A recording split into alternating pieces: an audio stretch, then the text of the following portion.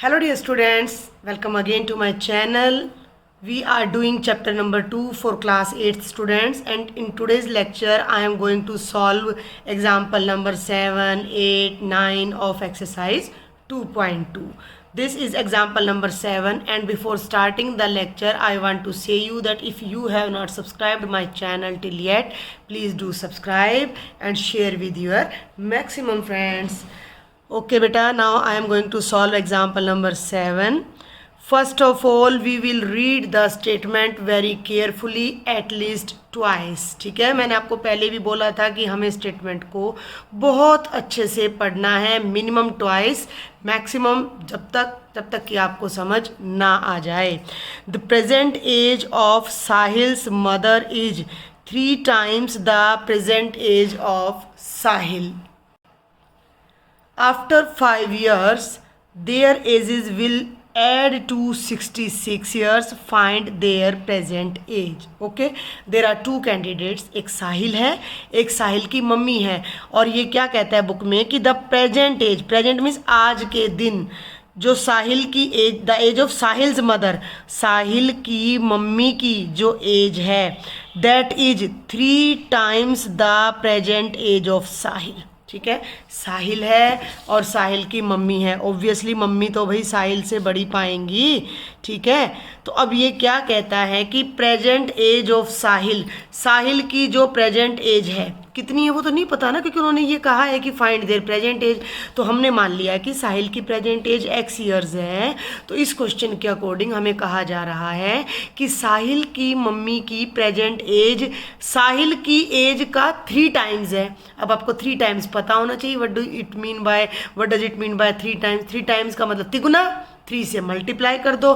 तो अगर हम साहिल की एज को 3 से मल्टीप्लाई कर दें, दैट इज़ 3x, तो वो उसकी मम्मी की एज आ जाएगी आज. समझ रहे मेरी बात को. फॉर एग्ज़ाम्पल, अगर साहिल अब 10 years का है तो उसकी मदर 3 into 10 यानी कि 30 years की हैं. साहिल से तिगनी एज है. गॉट इट, फर्स्ट पॉइंट समझ आया. आफ्टर 5 years, 5 साल के बाद, their ages will add to 66 years. 5 साल के बाद अगर हम उनकी एजेस को ऐड करते हैं, यानी साहिल की एज और साहिल की मम्मी की एज, दोनों को हम अगर ऐड करते हैं तो जो हमारा आंसर है वो 66 आएगा. कब? 5 साल के बाद. अब एक और बात पे दिमाग लगाओ आप, बस ये बेसिक समझ आ जाते हैं तो क्वेश्चन तो 2 minutes का है आपका. अगर अभी साहिल 10 years का है, ध्यान से सुनना मेरी बात को, अगर अभी प्रेजेंट में साहिल 10 years का है तो 5 years लेटर साहिल की एज कितनी होगी? कितनी होगी बोलो. अगर अभी वो 10 years का है तो 5 साल के बाद कितने साल का हो जाएगा? 15 का. Very good. कैसे?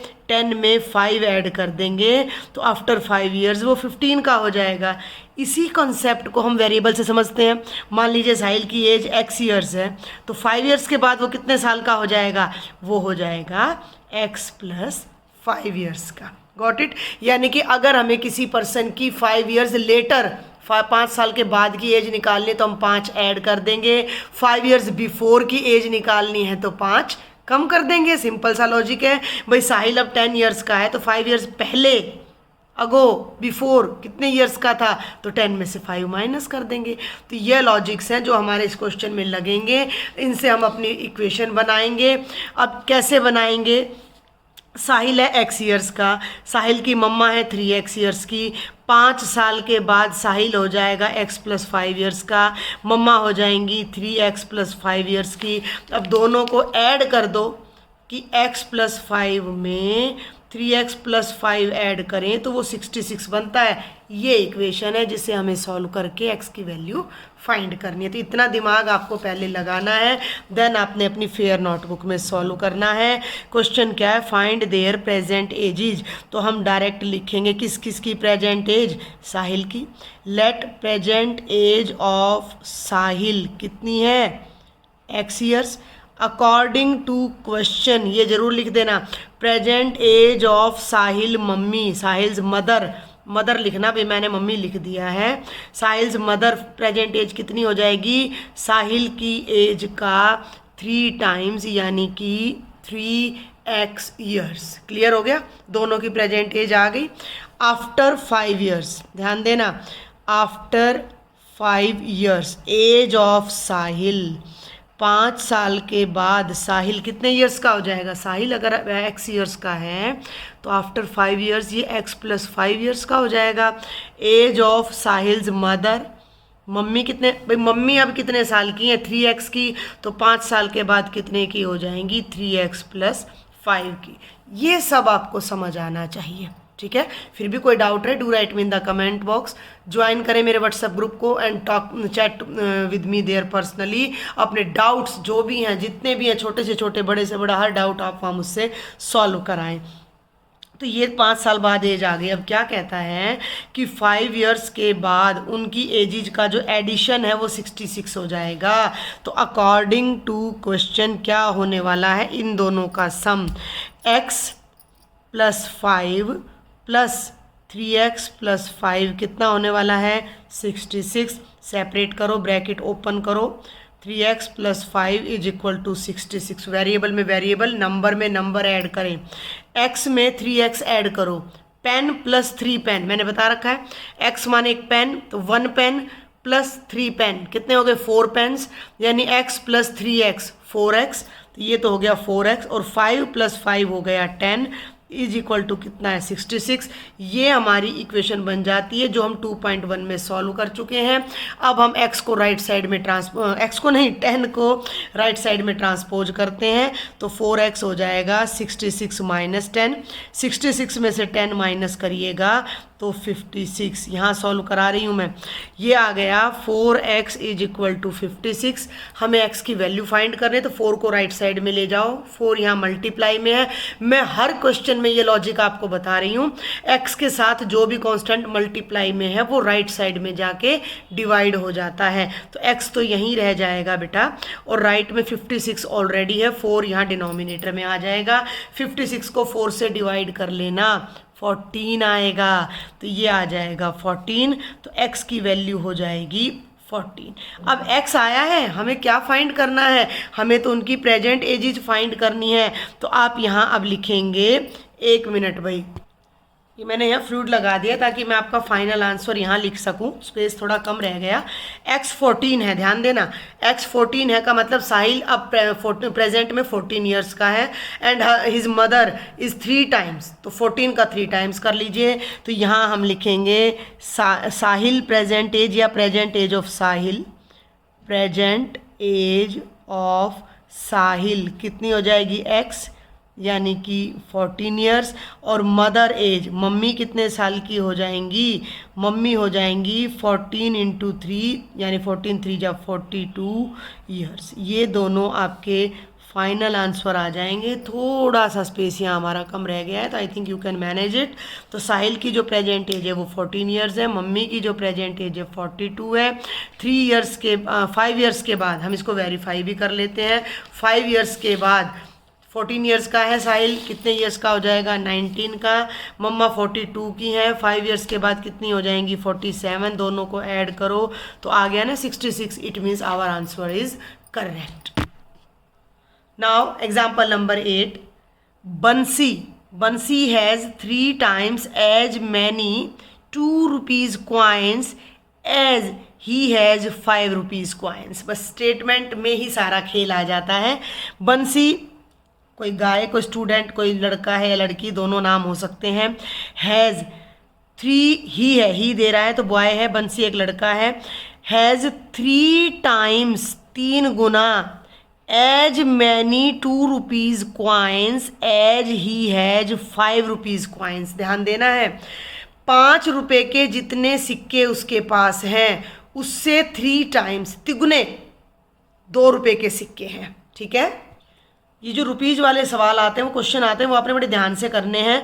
बंसी के पास 2 तरह के कॉइन है उसकी पॉकेट में। ठीक है भाई, बंसी इज ए बॉय, उसके पास 2 तरह के कॉइन है। एक उसके पास 2 रुपीज़ के कॉइन है, एक उसके पास 5 रुपीज़ के कॉइन है। और कहता है कि स्टेटमेंट में कि जितने 5 रुपीज़ के कॉइन हैं उनसे तिगुने ₹2 के कॉइन है। तो हमें ₹5 के कॉइन सपोज करने हैं। हमने मान लिया कि ₹5 के कॉइन x हैं, तो जो ₹2 के कॉइन है वो इनसे तिगुने हैं, यानी 3x है। यहाँ भी 3x वाला ही कॉन्सेप्ट आया था अभी हमारा। आगे बढ़ते हैं। If he has in all a sum of ₹77, अगर उसके पास कुल मिलाकर 77 रुपीज़ हैं, how many coins of each denomination does he have. Denomination means ₹2 के कितने सिक्के हैं और ₹5 के कितने कॉइन हैं बंसी के पास। तो सबसे पहले तो आपने ऐसे ही प्रोसीड करना है। लेट बंसी हैज़ ₹5 कॉइन, कितने x कॉइन, ठीक है।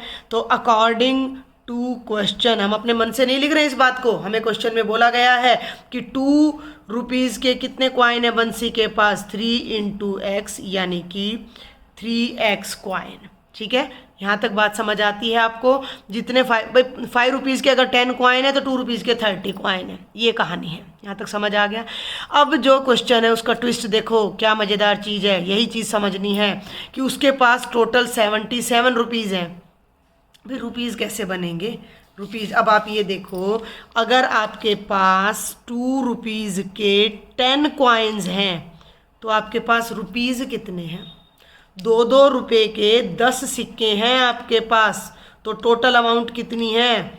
6, 7, 8, 9, 10। 2-2 रुपये के 10 सिक्के हैं आपके पास, तो कुल अमाउंट 2 × 10 कितनी हो गई? 20 रुपीज़। अगर आपके पास ₹5 के 7 कॉइन हैं, ध्यान से सुनना मेरी बात को, ₹5 के 7 कॉइन हैं, 4, 5, 6, 7 ऐसे बना के देख लिया करो ना। ये मेरे ₹5 कॉइन है, तो 7 कॉइन है, तो मेरे पास अमाउंट कितनी है, टोटल मनी कितनी है? 5 7 जा 35 और 20 यहाँ है, तो दोनों का सम कितना हो गया? दोनों का सम कितना हो गया? 55। तो ये दो चीज़ें यहाँ पर हैं। पहली चीज़ है नंबर ऑफ कॉइन्स, तो बंसी के पास ₹5 के नंबर ऑफ कॉइन्स x हैं, ₹2 के नंबर ऑफ कॉइन्स 3x है। अब उसने कहा कि टोटल अमाउंट 77 रुपीज़ है, यानी ₹2 के कॉइन और ₹5 के कॉइन मिलाकर उसकी टोटल अमाउंट 77 बनती है। कितनी बनती है? 77 बनती है। इन दैट केस, तो हम यहाँ दोनों चीज़ों को पहले अलग अलग ले लेते हैं।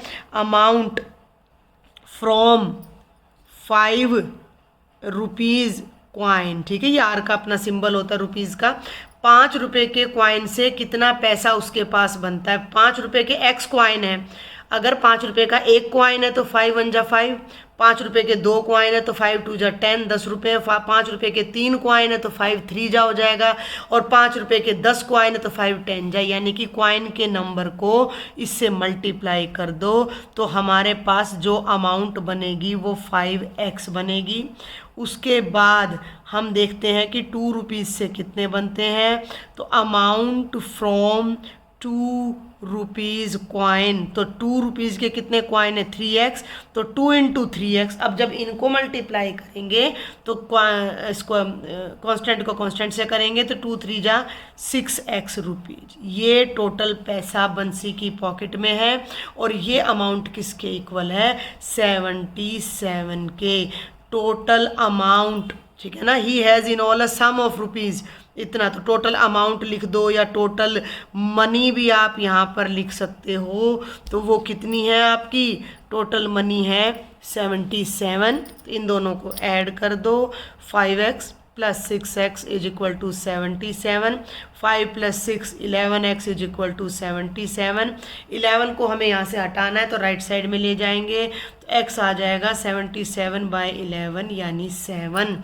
तो x की वैल्यू आ गई 7। और फिर से क्वेश्चन की बैक में जाओ, पता लगाओ x क्या था? x था नंबर ऑफ ₹5 कॉइन, यानी ₹5 के कितने सिक्के हैं? तो ₹5 के 7 सिक्के हैं। तो नंबर ऑफ ₹5 कॉइन कितने थे? x, तो वो हो गए 7।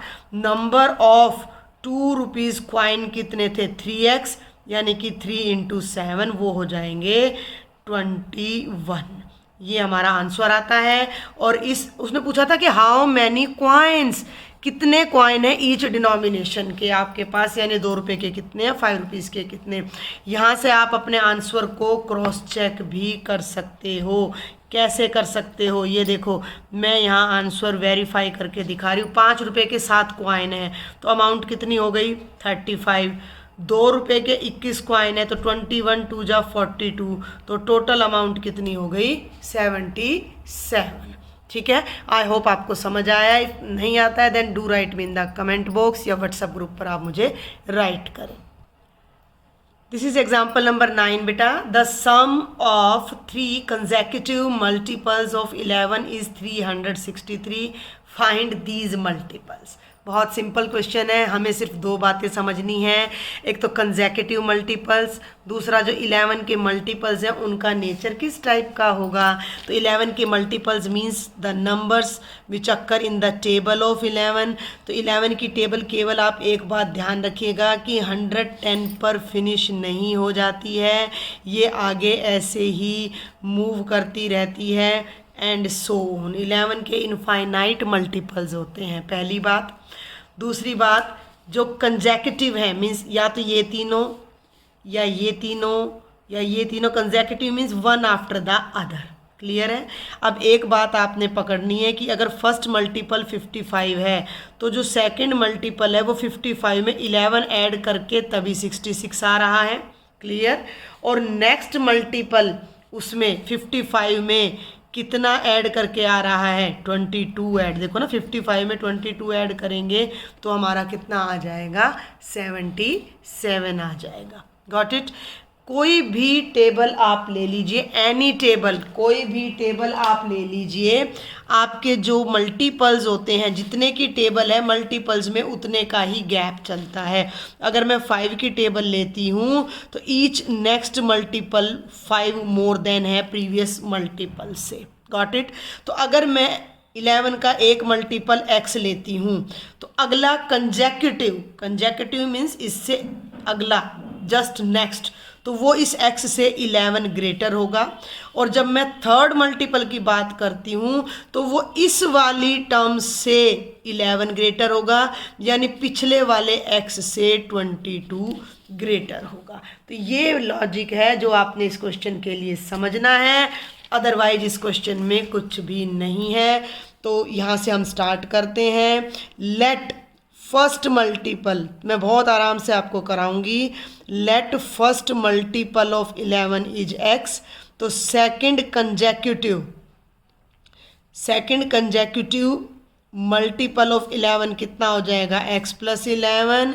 एंड थर्ड कंजेक्यूटिव, ये समझ रहे हैं ना आप, सिंबल का मतलब यही लैंग्वेज आपने यहाँ लिखनी है, तो वो लास्ट वाले मल्टीपल से 11 और ज़्यादा हो जाएगा, यानी कि x प्लस 22। तो एक मल्टीपल ये हो गया, एक ये हो गया और एक ये हो गया। ठीक है, अब ये 3 मल्टीपल हो गए। अकॉर्डिंग टू क्वेश्चन तीनों कंसेक्यूटिव मल्टीपल्स की जो एडिशन है, ठीक है ना, सम ऑफ 3 कंसेक्यूटिव, आप इस लैंग्वेज को यूं का यूं भी लिख सकते हो। सम ऑफ 3 कंसेक्यूटिव मल्टीपल्स कितना हो गया 363। तो इन तीनों को ऐड कर दो। पहला मल्टीपल है x, अगला है x प्लस 11, तो पहले मैं x प्लस 11 को ब्रैकेट में लिखूंगी, उससे अगला है x प्लस 22 और इन तीनों का सम 363 है। इस एक्सप्रेशन से हमें एक इक्वेशन मिलेगी, हम उस इक्वेशन की हेल्प से अपने क्वेश्चन को आगे सॉल्व करके x की वैल्यू फाइंड करेंगे। तो ब्रैकेट ओपन कर लीजिए, x plus 11 plus x plus 22 is equal to 363। आगे बढ़ते हैं, x 3 बार आ रहा है बेटा, 3 बार आ रहा है तो क्या हो जाएगा 3x, और 11 में 22 ऐड करेंगे तो 33 इज इक्वल टू 363। ये आपकी linear equation in one variable आ जाती है, जिसमें एक तरफ आपका वेरिएबल है और दूसरी तरफ आपका कांस्टेंट है। ठीक है, तो आगे बढ़ते हैं। अब क्या करना है, इसको सॉल्व करना। तो 33 को ना आप राइट साइड में ले जाओ, ट्रांसपोज कर दो, 3x तो यहीं रहेगा। फर्स्ट एक्सरसाइज को अंडरस्टैंड करना बहुत ज़रूरी है। राइट साइड में आ गया 363, इसको उठा के राइट में ले जाओ -33। ऐसे आपको वर्बली सॉल्व करना ना आए तो ऐसे माइनस कर लो, 0 6 - 3 330। तो राइट साइड का जो डिफरेंस है वो बन गया 330। तो 3x इज इक्वल टू 330। अब हमें x की वैल्यू फाइंड करनी, तो 3 को राइट में ले जाते हैं, तो x कितना हो जाएगा 330/3। 330 को जब आप 3 से डिवाइड करोगे, 3 1 जा 3, 3 1 जा 3 और 0, तो x की वैल्यू आ जाएगी 110। ओनली x आया है। यहाँ पे आपका क्वेश्चन स्टॉप नहीं हो जाता है। हमारा क्वेश्चन है फाइंड दीज 3 मल्टीपल्स, तो हमें वो तीनों मल्टीपल्स फाइंड करने हैं। तो अब हम यहाँ लिखेंगे, पहला मल्टीपल है 110, तो first multiple of 11, first multiple of 11 है 110, तो जो सेकंड मल्टीपल है वो इससे 110 में 11 और ऐड करेंगे ना, तो प्लस 11, तो ये हो गया 121, एंड द थर्ड मल्टीपल हो जाएगा 121 में 11 ऐड कर दो 132, तो ये हमारा क्या आ जाता है, आंसर आ जाता है। आई होप ये तीनों एग्जाम्पल्स आपको समझ आए हैं। फॉर एनी डाउट बेटा do write me in the comment box, join my WhatsApp group, and if you like my lectures तो एक थम्स अप दें, सब्सक्राइब करें चैनल को, and share with your maximum friends. Thank you.